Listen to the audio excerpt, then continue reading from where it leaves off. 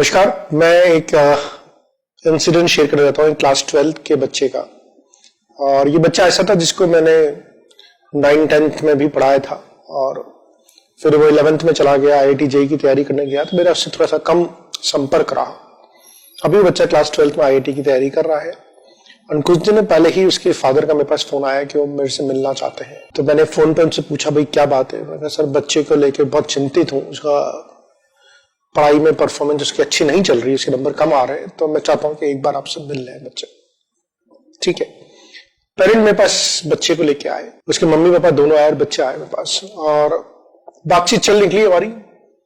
तो पेरेंट के अपने फीडबैक थे कि सर पढ़ाई तो बहुत करते हुए देखते हैं, बहुत मेहनत करते हुए देखते हैं, लेकिन इसके आजकल नंबर उतने नहीं आ रहे। 11th में बहुत अच्छा कर रहा था, लेकिन 12th में इसके नंबर कम आने शुरू हो गए। दूसरी बात है कि इसका जो घर पे बिहेवियर है वो बड़ा ऑफेंसिव हो गया है। अगर हम इसको कुछ भी बोलते हैं तो बहुत जल्दी रिटेलिएट करता है, बहुत जल्दी उग्र हो जाता है और कंप्लीटली विड्रॉन रहता है। आगे बढ़ के पढ़ाई के बारे में बात करना बिल्कुल पसंद नहीं करता है। इसकी सिस्टर है जो किसी और इंजीनियरिंग कॉलेज में पढ़ रही है, 3rd ईयर फाइनल ईयर में। अगर वो कभी फोन भी करती है तो उससे बात भी नहीं करता है, क्योंकि वो फोन पे उससे बात नहीं करता है। मैंने पेरेंट्स को बोला कि आप थोड़ी देर बाहर बैठिए, मुझे बच्चे से बात करने दीजिए। वो आए मेरे पास थे कि मैं कैसे न कैसे करके बच्चे को मोटिवेट करूं ताकि वो और पढ़ाई करे और ज्यादा नंबर लेके आए। लेकिन जब मैंने बच्चे से बात करना शुरू किया, मेरी करीब आधा घंटे से बच्चे से बात हुई, तो मालूम पड़ा कि बच्चे की प्रॉब्लम कम थी, पेरेंट्स की प्रॉब्लम ज्यादा थी। कैसे थी पेरेंट्स की प्रॉब्लम? बच्चा पढ़ाई में अच्छा कर रहा था, 10th क्लास तक बहुत अच्छा कर रहा था, एंट्रेंस स्टेज में उसने क्लियर किया था और एंट्रेंस स्टेज 2 के लिए भी उसने मेहनत करी थी, लेकिन किसी वजह से एंट्रेंस स्टेज 2 क्लियर नहीं कर पाया। तो पेरेंट्स को बहुत बड़ा शॉक लगा और ऑब्वियसली बच्चे को भी शॉक लगा होगा कि वो नहीं कर पाया। लेकिन पेरेंट्स ने न उस शॉक को न तो ढंग से अब्सॉर्ब किया, लेकिन वो बीच बीच में उस शॉक को बच्चे को बीच बीच में ट्रांसफर भी करते रहते कि तू एनटीसी नहीं कर पाया, तू एनटीसी नहीं कर पाया। वो बार बार बच्चे को उस चीज को याद दिलाते रहते हैं या उसको कचोटते रहते हैं, जहां पर उनका मकसद उस बच्चे को हर्ट करना नहीं था, लेकिन इनडायरेक्टली वो बार बार बच्चे को कचोट रहे थे। मैं बार बार पेरेंट्स से बोलता हूँ कि जो बच्चा 11th-12th में IIT की तैयारी कर रहा होता है, मेडिकल की तैयारी कर रहा होता है, वो अंडर ऑलरेडी बहुत ज्यादा स्ट्रेस में हो रहा होता है। पर अगर आप उसके सर पे बार बार हेलीकॉप्टर की तरह बैठ जाएंगे, उसके एक एक्शन को वॉच करेंगे, देख तो अब टाइम वेस्ट कर रहा है, देख तो अब मोबाइल देख रहा है, तो बच्चा क्या होगा, धीरे धीरे वो ऑलरेडी अपने ऊपर बहुत बड़ा एक गिल्ट सेंस लेके चल रहा होता है। पर अगर आप उसका गिल्ट सेंस बढ़ा देंगे तो वो अपने एंटरटेनमेंट के मीडियम्स बंद कर देगा। वो किताब खोल के बैठेगा जरूर, लेकिन उसकी एफिशिएंसी नहीं आएगी, उसका आउटपुट नहीं आएगा। और उस बच्चे के साथ यही हो रहा था, वो अपने माँ बाप के तानों से परेशान होके किताबें खोल के जरूर बैठ जाता था, लेकिन उसका कोई आउटपुट नहीं आता था। वो बच्चा जो 10th तक 11th तक इतना हंसी मजाक में मिलता था, इतना जोश से मिलता था, मैंने उससे पूछा, मैंने तुमने अपने दोस्तों के साथ गप्पे मारे हुए कितना टाइम हो गया? तो मैंने कहा बहुत दिन हो गए, बहुत महीने हो गए। और जब मैं उस बच्चे को 10th में और 11th के शुरू में देखता था तो वो किसी भी आते जाते दोस्त के साथ आराम से खड़े होकर बातें करता था। मैंने अब क्यों ही मारते कि सर ऐसे मुझे लगता है मेरा टाइम वेस्ट हो जाएगा। तो वो खुद भी इस ट्रैक में आ गया कि अगर वो अपने किसी दोस्त से 10 मिनट बात कर लेगा तो उसका टाइम खराब हो जाएगा। जबकि हम सब जानते हैं कि आप अगर सोशलाइजिंग करेंगे तो आपका मूड फ्रेश होगा, आप पॉजिटिव बातें करेंगे, दूसरा क्या कर रहा है उसको सुनेंगे, दूसरे की मदद करेंगे, उससे आपको अच्छा लगेगा, आपको उसका टाइम वेस्ट नहीं होगा।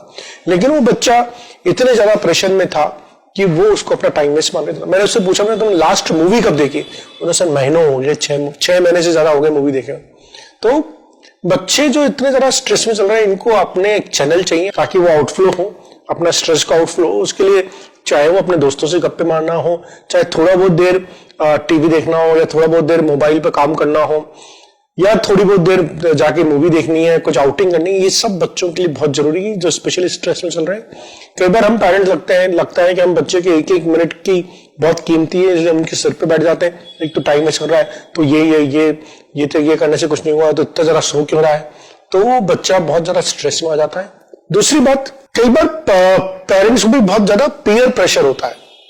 जैसे कि जब वो बच्चा अपने साथ इंसिडेंट शेयर कर रहा था कि उसके पेरेंट्स को कहीं पर किसी प्रोग्राम में जाना हुआ है, कोई पार्टी में जाना हुआ, उस पार्टी में उनको और भी बहुत सारे उनके बच्चों के पेरेंट्स मिल गए और उन्होंने उनसे पूछा, भाई आपके बच्चे का क्या हुआ, एनटीएससी में सिलेक्शन हुआ नहीं हुआ? तो पेरेंट ने बोला, भाई हमारे बच्चे का तो नहीं हुआ सिलेक्शन। तो अरे वो तो बहुत इंटेलिजेंट बच्चा था, उसके साथ ऐसा कैसे हो गया, उसका सिलेक्शन नहीं हुआ? तो पेरेंट उस चीज को जब किसी और ने बोला कि आपका बच्चा बहुत इंटेलिजेंट था, या अरे वो आपके बच्चे का नहीं हुआ, उनके पड़ोसी के किसी और के बच्चे का तो हो गया, वो तो आपके बच्चे से कम इंटेलिजेंट था, तो ये पेरेंट्स के लिए बहुत बड़ा ट्रिगर का काम करता है। और पेरेंट्स आए वो बिल्कुल इमोशनली चार्ज हो आके उन्होंने बच्चे पर डायरेक्टली और इनडायरेक्टली अपना गुस्सा निकालना शुरू कर दिया कि देख ले, तू ऐसे ही नंबर आएंगे तो क्या होगा, तेरा जेईई मेंस में भी नहीं हो सकता, तू 12th बोर्ड में पास नहीं हो सकता, तेरे को ठेला दिलवा देंगे या बिजनेस खुलवा देंगे। हम इस तरह की बातें करके, नेगेटिव बातें करके बच्चों को मोटिवेट नहीं करते हैं। हम ऐसी बातें करके बच्चों को डिस्करेज करते हैं, बच्चे का स्ट्रेस लेवल बढ़ाते हैं, और एक अमाउंट से अगर स्ट्रेस लेवल बढ़ता है तो परफॉर्मेंस डाउन होती है, परफॉर्मेंस अप नहीं होती है। ये एज ए पेरेंट हमें समझने की जरूरत है। और उस बच्चे के साथ मैंने आधे घंटे पौन घंटे इंटरेक्शन किया, जो बच्चा इतना हंसमुख बच्चा था, इतना जोवियल बच्चा था, वो इतना ज्यादा पेरेंटल प्रेशर में था, और बार बार पेरेंट यही बोलते आ रहे हैं कि हम तो अपने बच्चे को स्ट्रेस देते ही नहीं है। पूरी दुनिया भर का अपने एक्सपेक्टेशन बच्चे से कर रहे हैं कि आप बच्चे को इस तरह की डायलॉग मारते हो कि अगर तेरा आईआईटी में देख, एनटीसी में नहीं हुआ तो कोई बात नहीं, अगर तेरा आईआईटी में नहीं हुआ तो मैं मुंह दिखाने लायक नहीं रहूंगी।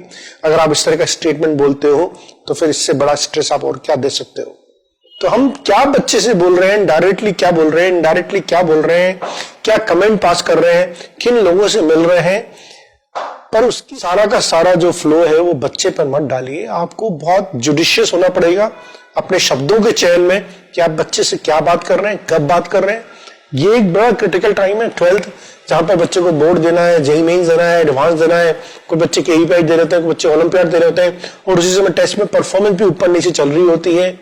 ये टाइम है सॉलिडिटी के हर बच्चे के साथ खड़े होने में, उसको विश्वास दिलाने में कि बेटे तेरी वर्थ जीवन में उतनी ही रहेगी, भले तो आईआईटी में सेलेक्ट हो या आईआईटी में सेलेक्ट ना हो। न तेरी वर्थ खत्म होने वाली है, न हमारी एज ए पेरेंट वर्थ खत्म होने वाली है। हम आज भी उतना ही प्राउड फील करते थे और कल भी उतना ही प्राउड फील करेंगे, भले तो आईआईटी में सेलेक्ट हो या ना हो। तो अपना ट्राई किएगा, ठीक है ना। और अपन उसको जितना लाइट रख सके लाइट रखें। देखिए, आपके बहुत ज्यादा प्रेशर करने से बच्चे की परफॉर्मेंस में जंप नहीं आएगा, पर आपके प्रेशर करने से उसकी परफॉर्मेंस में नेगेटिव इंपैक्ट जरूर आ सकता है। तो जरूर ध्यान रखिए कि ये आपकी ज्यादा पेरेंटिंग, ज्यादा इंटेलिजेंस बच्चे को नुकसान कर रहा है। सावधान रहिए, सचेत रहिए। धन्यवाद।